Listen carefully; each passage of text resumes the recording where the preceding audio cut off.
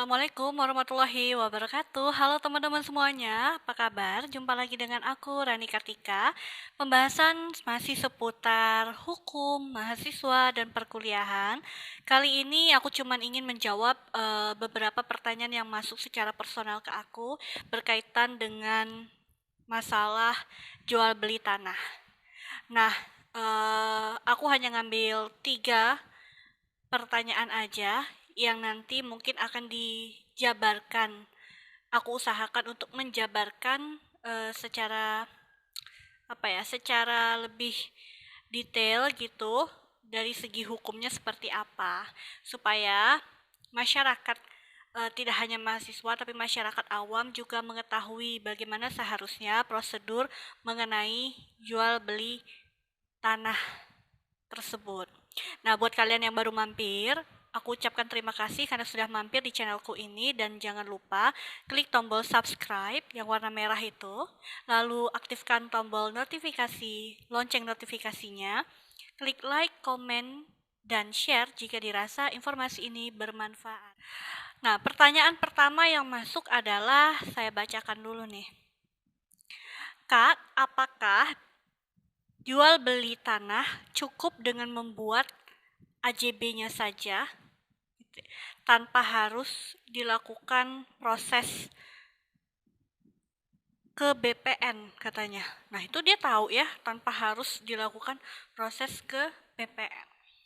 Apakah katanya cukup AJB jual beli tanah itu dengan membuat akta jual belinya aja. Nah, teman-teman, akta jual beli itu hanya merupakan isi butir-butir kesepakatan di mana para pihak, yakni penjual dan pembeli, bersepakat untuk penjual mengalihkan, menyerahkan tanahnya. Ini kita bicara konteksnya jual beli tanah ya, objeknya, di mana penjual sepakat ingin menyerahkan tanah yang dimilikinya dengan proses peralihan hak melalui jual beli, dan pembeli juga sepakat untuk membeli tanah tersebut dari si penjual. Akta jual beli biasanya berisi tentang objeknya, objek yang diperjualbelikan, berupa kesepakatan mengenai harga atau biaya antara dua belah pihak, tata cara pembayarannya seperti apa, dan hak dan kewajiban lainnya. Nah, jika tadi ditanyakan apakah dengan adanya akta jual beli mau dibuat notaris ataupun di bawah tangan, itu sudah cukup sebagai dasar legalitas untuk tanah itu beralih? Tidak cukup, teman-teman. Kenapa? Karena dalam hukum tanah, saya pernah menjelaskan ini, tanah itu dikualifikasi sebagai benda tetap atau benda tidak bergerak. Dalam konteks hukum benda, dalam hukum perdata, peralihan atau penguasaan atau penyerahan terhadap suatu benda tetap atau benda tidak bergerak itu harus dilakukan secara hukum atau juridis levering bahasa hukumnya. Penyerahan secara hukum ini membutuhkan bantuan dari pejabat umum hukum yang berwenang untuk itu. Siapa? Kalau jual beli notaris. Apakah cukup dibuatkan AJB-nya? Haruslah benda tersebut dibalik nama. Makanya ada istilah dalam hukum perdata itu overskriving ambtenaar atau pejabat balik nama. Nah, sehingga proses dari AJB tadi harus diurus nih, segala kewajiban-kewajiban yang timbul daripada itu.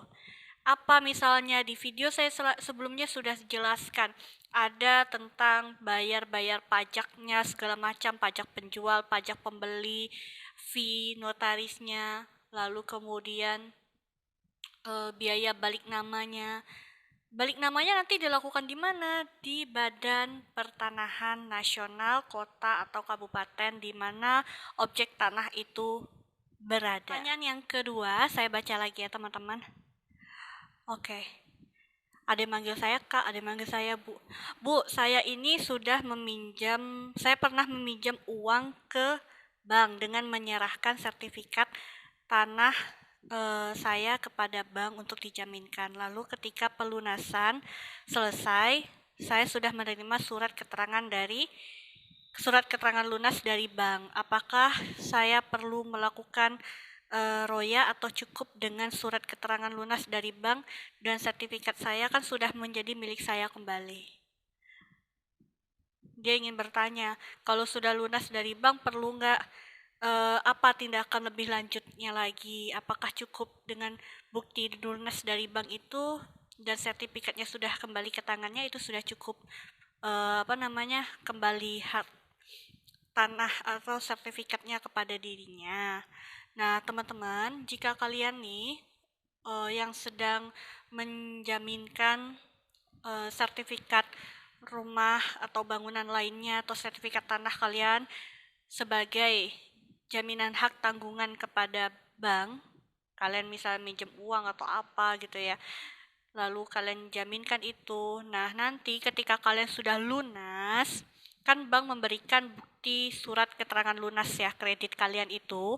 Lalu sertifikat kan memang dibalikin. Nah, tapi di dalam sertifikat itu kalau kalian cek, itu kan ada tulisan, ada keterangan di dalamnya bahwa itu dijadikan hak tanggungan, dilekatkan hak tanggungan oleh bank ini, misalnya bank ABC gitu ya.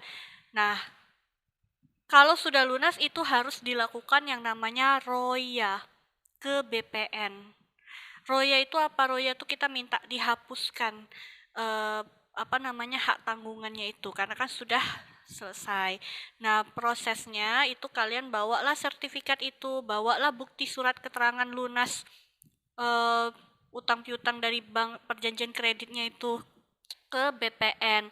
Nanti sama BPN-nya keterangan yang ada di sertifikat bahwa itu dilekatkan hak tanggungan nanti itu akan dicoret. Nah, dengan begitu status tanah atau rumah atau bangunan yang kalian jaminkan sebelumnya dengan sertifikat itu akan kembali lagi menjadi milik kalian. Jadi nggak boleh cuma diem aja nih, mentang-mentang udah kalian lunasin sertifikat dibalikin, kalian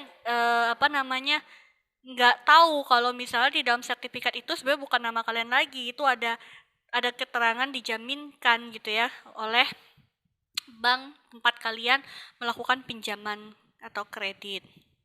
Ingat ya, langsung diurus roya ke kantor Badan Pertanahan Nasional.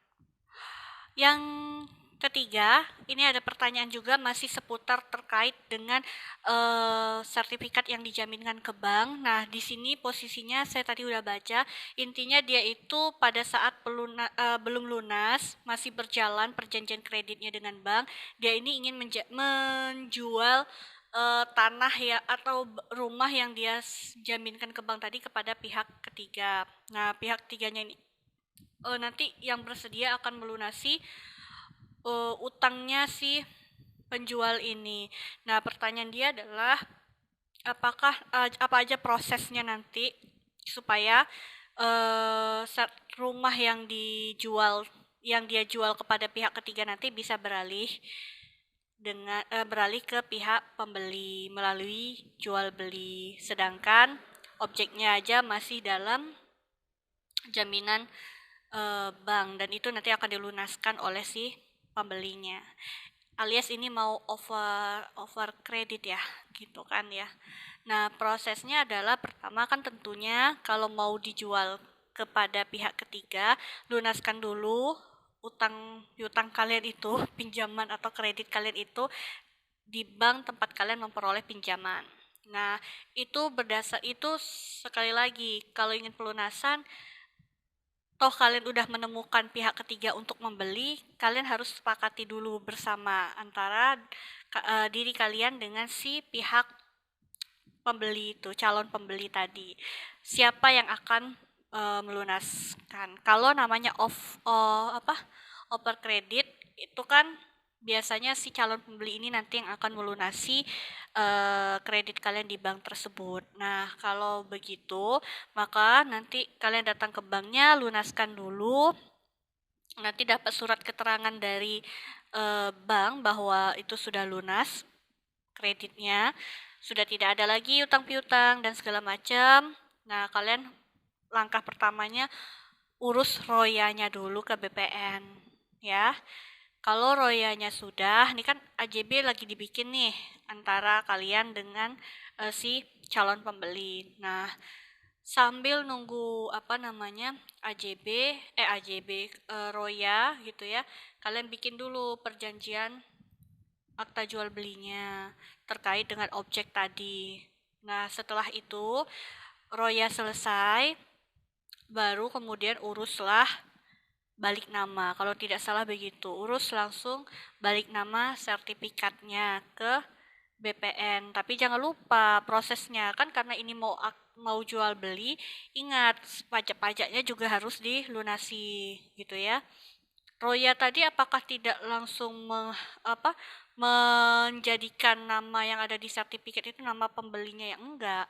Roya itu kan hanya menghapus keterangan yang ada di dalam sertifikat, keterangan yang menyatakan bahwa sertifikat ini dilekatkan dengan hak tanggungan. Nah, dicoret tadi karena sudah lunas, itu namanya roya.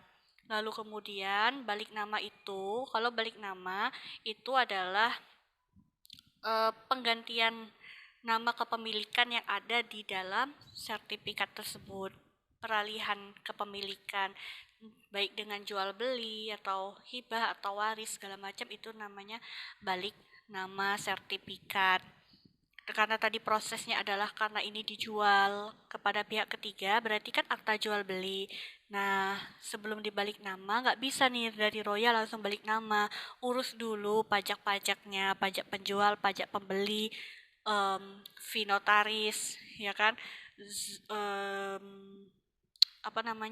Biaya pengukuran, biaya pengecekan sertifikat, dan barulah kalau semuanya sudah selesai, pembayaran itu baru bisa berkas masuk ke BPN untuk dibalik nama. Oke ya teman-teman, semoga info yang aku berikan ini bisa bermanfaat dan menjawab beberapa pertanyaan yang sudah kalian tanyakan kepada aku. Terima kasih. Wassalamualaikum warahmatullahi wabarakatuh.